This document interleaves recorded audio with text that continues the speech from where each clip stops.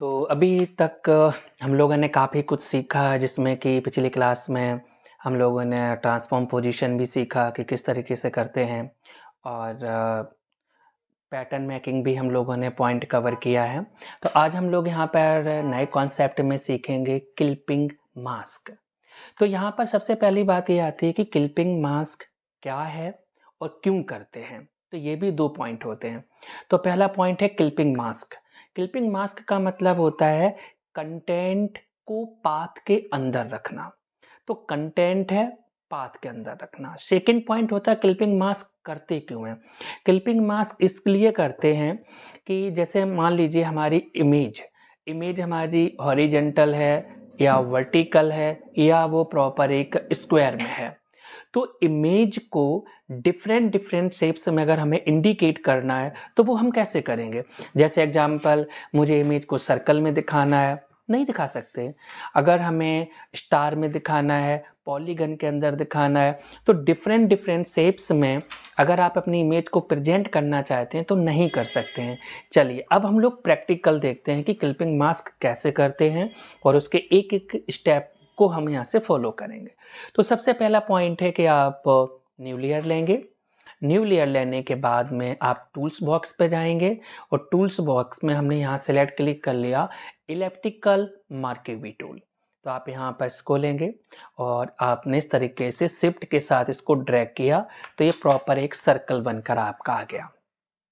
तो ये सिलेक्शन है। सिलेक्शन की कोई भी अपनी एक लेयर नहीं होती है। सिलेक्शन की कोई भी लेयर नहीं है जब तक कि आप उसमें कलर को फिल नहीं करते हैं। तो आप कोई भी कलर अपना फिल कर सकते हैं, फोरग्राउंड, बैकग्राउंड। तो आपने यहाँ पे सेलेक्ट क्लिक किया, ऑल्ट डिलीट क्लिक किया, तो आपने यहाँ पे कलर को फिल कर दिया। कलर फिल करने के बाद सेलेक्ट पैनल पे जाएंगे, कंट्रोल डी क्लिक करेंगे, सिलेक्शन बन गया। आप यहाँ से अपनी अलाइनमेंट देंगे। ठीक है, आपने अलाइनमेंट लेकर प्रॉपर सर्कल में बना लिया। सर्कल में बनाने के बाद में अब फाइल के अंदर आप यहाँ से ओपन करेंगे। ओपन करेंगे आप जहाँ पर भी आपका सोर्स है, आप अपना सोर्स ले सकते हैं कि इमेज सोर्स आपका जहाँ भी है। तो जैसे एग्जांपल हमारे पास में यहाँ से ब्लैक एंड वाइट इमेज है, तो मैंने ब्लैक एंड वाइट पिक को लिया। और आपका जहाँ भी सोर्स इमेजेस का आप सोर्स ले सकते हैं। मैंने यहाँ पर इमेज को सिलेक्ट क्लिक किया, देन ओपन क्लिक कर देते हैं। जब हमने यहाँ से ओपन किया तो ओपन होने के बाद क्या होता है कि जो इमेज है वो न्यू टैब के अंदर है। ठीक है, ओपन करने पर इमेज आपकी न्यू टैब के अंदर जा रही है।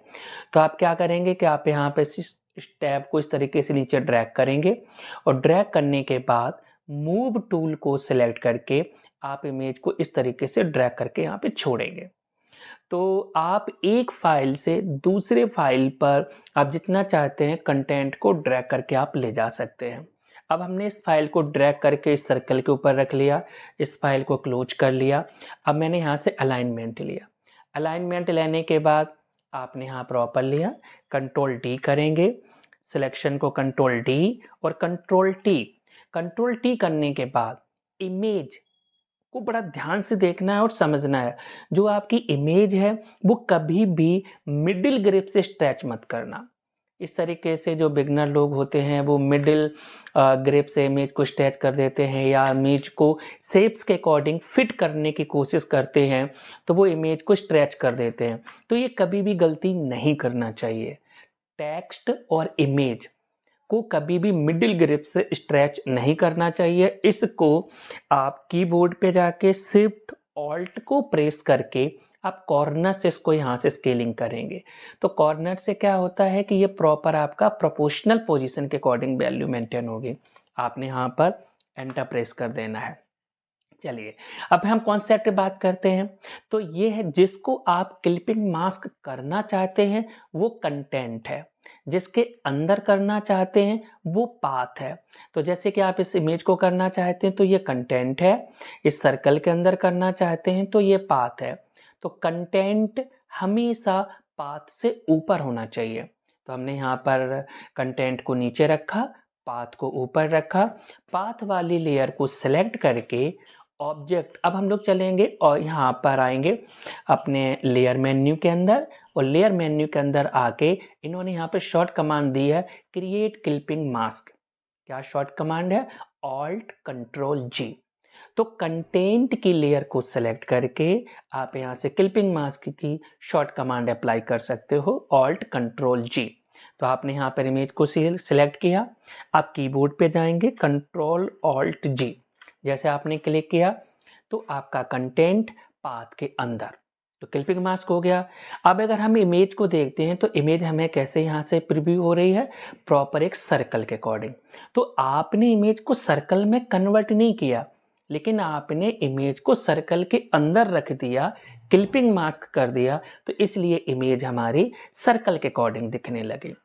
आप कंटेंट को सिलेक्ट करके कंट्रोल टी करेंगे और कंट्रोल टी करने के बाद आप यहाँ पे इस तरीके से सिलेक्ट क्लिक करेंगे। ठीक है, सिलेक्ट करने के बाद में आप अपनी रिक्वायरमेंट के अकॉर्डिंग अपनी पोजीशन या इमेज की वैल्यू को आप यहाँ पे सेट करेंगे। ठीक है, अब मान लीजिए मुझे इमेज को बाहर निकालना है, कंटेंट से इमेज को बाहर निकालना है, यानी कि एक्सट्रैक्ट हेयर करना है, तब भी आप कंटेंट की लेयर को सिलेक्ट करेंगे, कीबोर्ड पे जाना है, कंट्रोल ऑल्ट जी।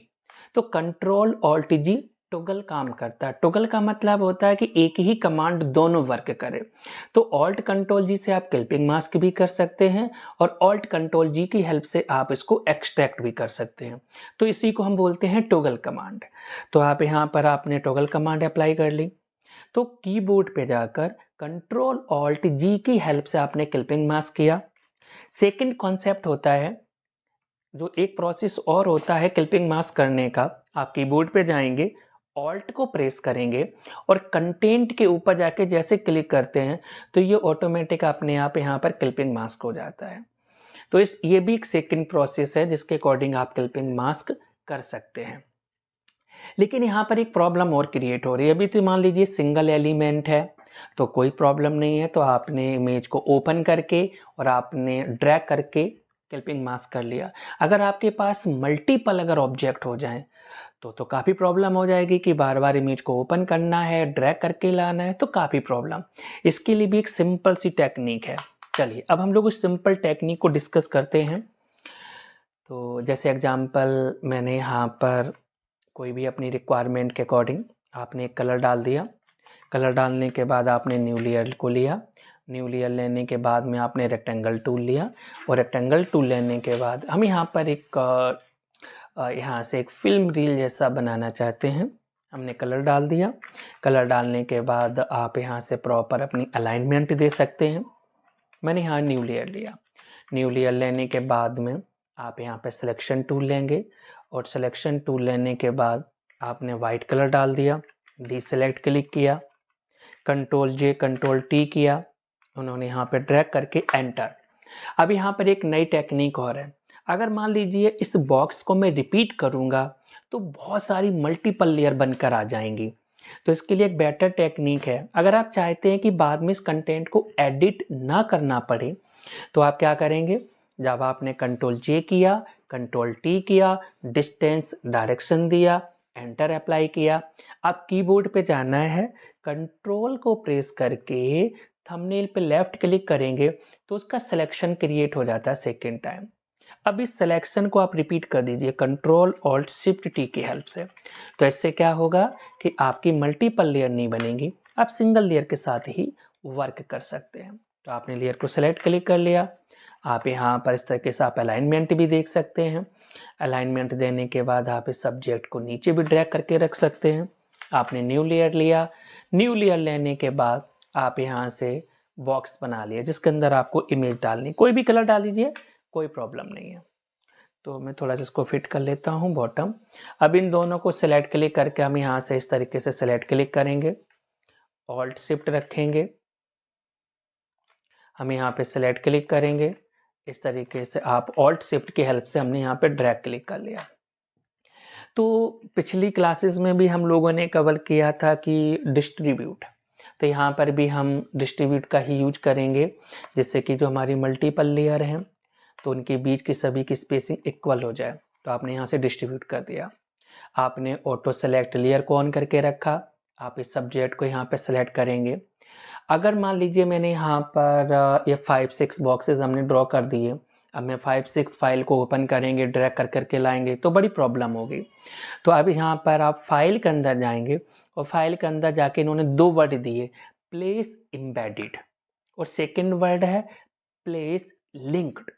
तो इन दोनों के बीच में क्या डिफरेंस है और हमें किसको यूज करना चाहिए? पहला वर्ड हम लोग कवर करते हैं प्लेस एम्बेडेड। प्लेस एम्बेडेड का मीनिंग ये होता है कि जो करंट आपने फाइल ओपन कर रखा है और जो करंट आपने लेयर को सेलेक्ट कर रखा है, जब आप प्लेस एम्बेडेड करते हैं तो इमेज जस्ट उसी के ऊपर आती है। सेकेंड पॉइंट, प्लेस एम्बेडेड का मतलब होता है कि जब आप किसी भी फोल्डर से इमेज को जब आप कॉल करते हैं तो इमेज और फोल्डर दोनों का लिंक ब्रेक होकर आता है। एम्बेडेड का मतलब होता है ब्रेक करना। तो वो क्या करता है कि इमेज और फोल्डर का लिंक ब्रेक होकर आता है, तो आप अपनी फाइल किसी अदर सिस्टम पर अगर आप ओपन करते हैं तो वो फाइल उसमें ओपन होकर आएगी। क्यों? फोल्डर का इमेज का कोई भी लिंकिंग या कनेक्शन नहीं है, वो ब्रेक है। अगर इसी कंडीशन पर आप प्लेस लिंक्ड कर देते हैं, तो प्लेस लिंक्ड का मतलब ये होता है कि जब आप फोल्डर से इमेज को कॉल कराते हैं तो प्लेस लिंक्ड फोल्डर से ओरिजिनल फाइल को भेजता है।